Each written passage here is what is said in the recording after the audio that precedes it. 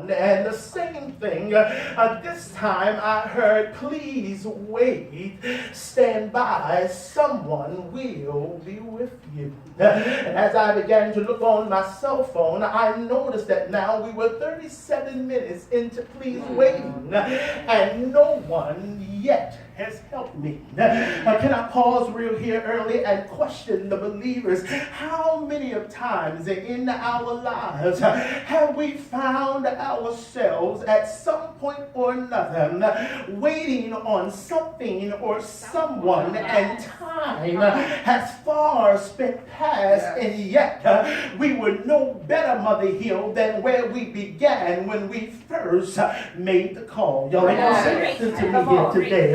And so I paused to come by just to remind somebody, please wait, because help is on the way.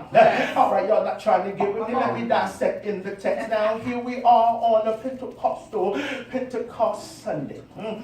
Pentecost is now to represent the 50th day after Passover. It was the feast day. Let me teach, because y'all like teaching before I try to hoop if I had it in me. It is also known as, I'm doing the best I can, the Feast of the Weeks. It was the Feast of the Harvest. And now it was on that day that in the book of Acts that the Holy Ghost was poured out on 120 followers of Jesus the Christ, who were gathered in the upper room in Jerusalem. It was on this day that the church was born into the midst of the blaze of glory. Here it is. It has been the average Christian and the average church are somewhere bottled down between Calvary and Pentecost.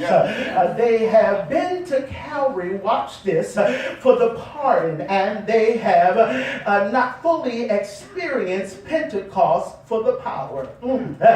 Bethlehem means God with us. Calvary means God for us. But Pentecost means God in us. And I wonder how many of us, thank you so much for saying yes, would really understand that somewhere between Calvary and Pentecost, our hands have become tied, our feet have become numb, and our mouths have become wax closed. It is sad. It is sad, beloved, that we get excited.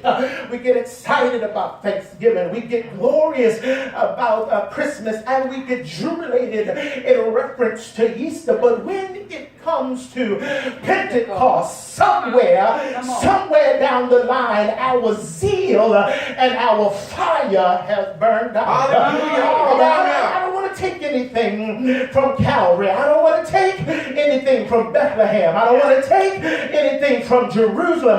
But until you can get to the point in the place in your life when you can receive and embrace the fullness of Pentecost, you really have not been living the abundance life. I'm not going to get no good help here. I'm not going to get no good amens here.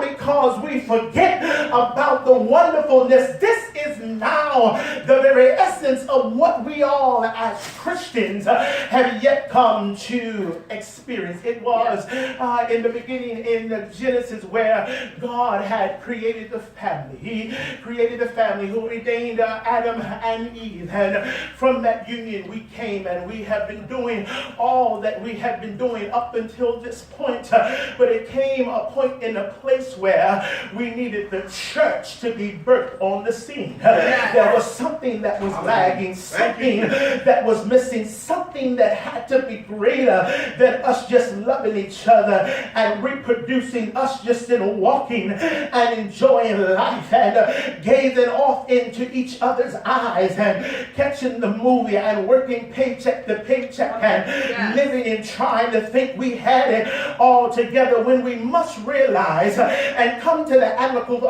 realization that if it had not been for the God of our salvation, we would have been lost as filthy rags. Let the neighbor tell the neighbor, please wait, because help is on the way. Oh, don't get cockeyed and look at me like that, because if the truth be told, Pastor Drummond, we waited on everybody. We waited on the mailman. We waited on the government. We waited on Big Mama. We waited on Sweet Mama. We waited on Big Daddy. We waited on Sugar Daddy.